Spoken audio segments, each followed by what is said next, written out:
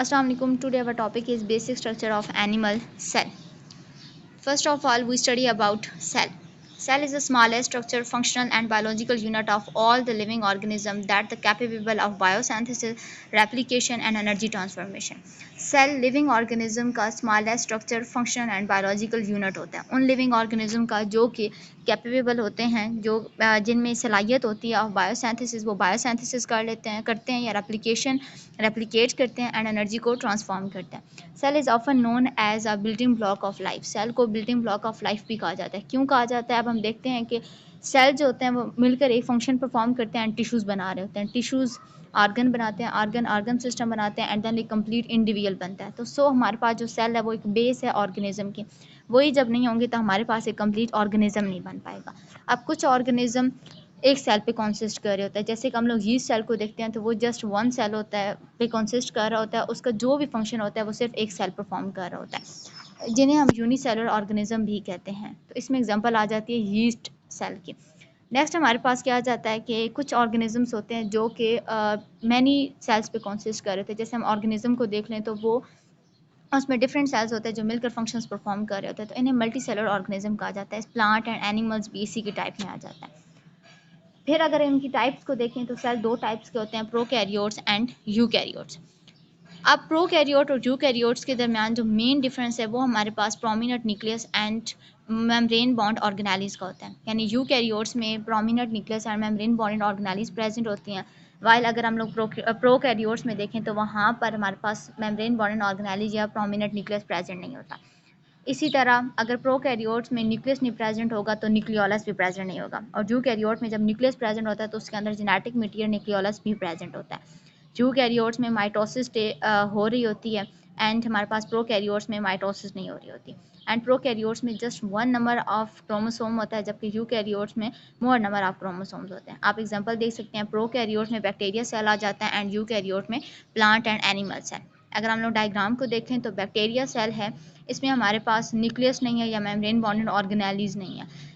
इसी अगर मतलब हम लोग एनिमल सेल को इसी के साथ देखें तो हमारे पास न्यूक्लियस प्रेजेंट है, बीच में न्यूक्लियोलस है, एंडोप्लाज्मिक रेटिकुलम है, माइक्रोट्यूब्यूल्स है, माइटोकॉन्ड्रिया हैं, तो ये मेम्ब्रेन बॉन्डेड ऑर्गेनेलिज प्रेजेंट है। तो एनिमल जो सेल है वो यूकैरियोट्स की टाइप है, वाइल द जो बैक्टीरिया सेल है वो हमारे पास प्रोकैरियोट्स आ जाते हैं।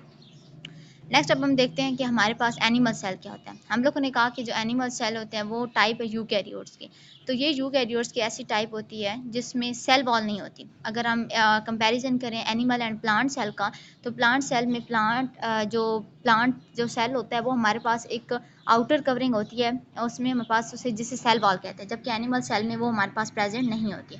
इसके अलावा इसमें मेम्ब्रेन बॉन्डेड ऑर्गेनेलिज भी होती हैं एंड न्यूक्लियस भी प्रेजेंट होता है एनिमल्स में, और प्लांट्स में भी प्रेजेंट होता है। बट मेन डिफरेंस जो प्लांट एंड एनिमल सेल्स का है वो सिर्फ यही होता है कि जो प्लांट सेल होता है वो अलहदा एक कवरिंग होती है उसकी, एक और कवरिंग से मतलब कवर होता है जो उसे प्रोटेक्ट कर रही होती है, जिसे सेल वॉल भी कहते हैं। सेल वॉल के नीचे हमारे पास सेल मेम्ब्रेन प्लांट सेल में प्रेजेंट होती है। बट अगर एनिमल सेल को देखें तो इसमें सेल वॉल नहीं होती, जस्ट हमारे पास आउटर मेम्ब्रेन होती है जिसे हम सेल मेम्ब्रेन या प्लाज्मा मेम्ब्रेन कह रहे होते हैं। तो वो हमारे पास जस्ट क्या करती है, वो हमारे पास सेल को कवर करती है। तो एनिमल सेल में जस्ट वो प्रेजेंट होती है। ओके, नेक्स्ट अगर देखें हम एनिमल सेल को, तो जो एनिमल सेल का साइज़ होता है वो फ्यू माइक्रोन्स का होता है। इतना माइक्रोस्कोपिक होता है कि उसे हम माइक्रोस्कोप के अंडर सीन कर रहे होते हैं, लिक्विड नहीं होता।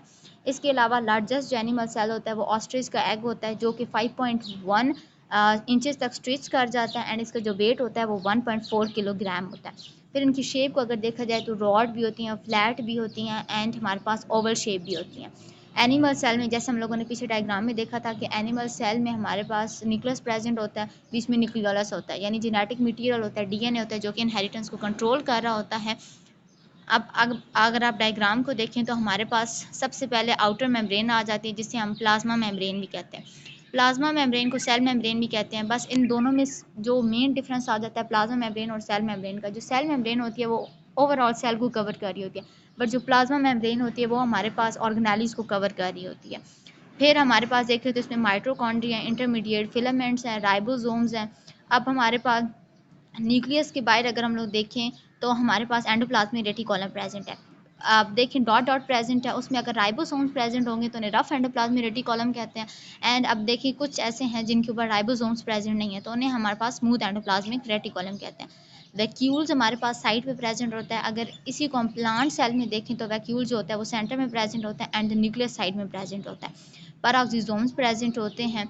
इसके अलावा साइटोप्लाज्म प्रेजेंट होता है, यानी जो खाली स्पेस होती है सेल के अंदर वो हमारे पास साइटोप्लाज्म कहते हैं। सेंट्रोसोम प्रेजेंट होते हैं, माइक्रोफिलामेंट प्रेजेंट होते हैं, लाइजोसोम प्रेजेंट होते हैं। ये हमारे पास मेम्ब्रेन बॉर्डन ऑर्गेनेल्स हैं जो एनिमल्स एंड प्लांट सेल्स के में प्रेजेंट होती हैं, जबकि बैक्टीरिया सेल्स में प्रेजेंट नहीं होती। नेक्स्ट अगर हम देखें कि एनिमल सेल डिफरेंट ऑर्गेनेल्स पे कंसिस्ट करता है, बट हमारे पास जो बेसिक स्ट्रक्चर होता है एनिमल सेल का या किसी भी सेल का, वो 3 मेन पार्ट्स पे कंसिस्ट कर रहा होता है, which is a plasma membrane, nucleus and cytoplasm. First of all we study about the plasma membrane. Plasma membrane क्या होती है? सेल, एनिमल सेल को अगर देखें तो वो हमारे पास आउटर एक बाउंड्री होती है जिसके थ्रू वो कवर हुआ होता है, जिससे हम लोग प्लाज्मा मेम्ब्रेन कहते हैं। प्लाज्मा मेम्ब्रेन जो होती है ये हमारे पास थिन होती है, इलास्टिक होती है एंड 7.5 to 10 नैनोमीटर इसकी थिकनेस होती है। ये हमारे पास आउटर इन्वायरमेंट की और सेल के जो इनर इन्वायरमेंट होता है इन दोनों को सेपरेट कर रही होती है। फिर अगर देखें तो प्लाज्मा मेम्ब्रेन लिपिड से मिलकर बनी होती है, यानी 20 to 40% इसमें लिपिड प्रेजेंट होता है। जो प्रोटीन्स होती हैं वो समटाइम 60 to 80% प्रेजेंट होती हैं।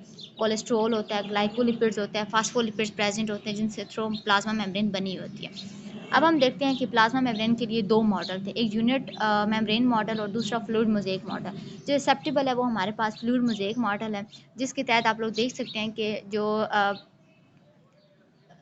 प्रोटीन्स होती हैं वो हमारे पास प्रेजेंट नहीं होती, मतलब प्लाज्मा मेम्ब्रेन के पास या सेल मेम्ब्रेन के पास या बाउंड्री पे प्रेजेंट नहीं होती, जबकि वो जो लिपिड बाई लेयर होती है उसके अंदर एम्बेडेड होती हैं मोज़ेक मैनर्स में।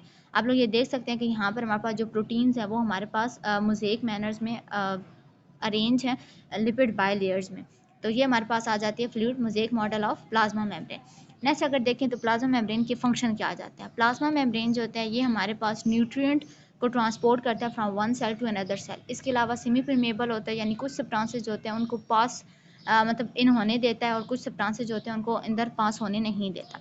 इसके अलावा ये हमारे पास 2 सेल्स के दरमियान कनेक्शन को भी प्रोवाइड करता है।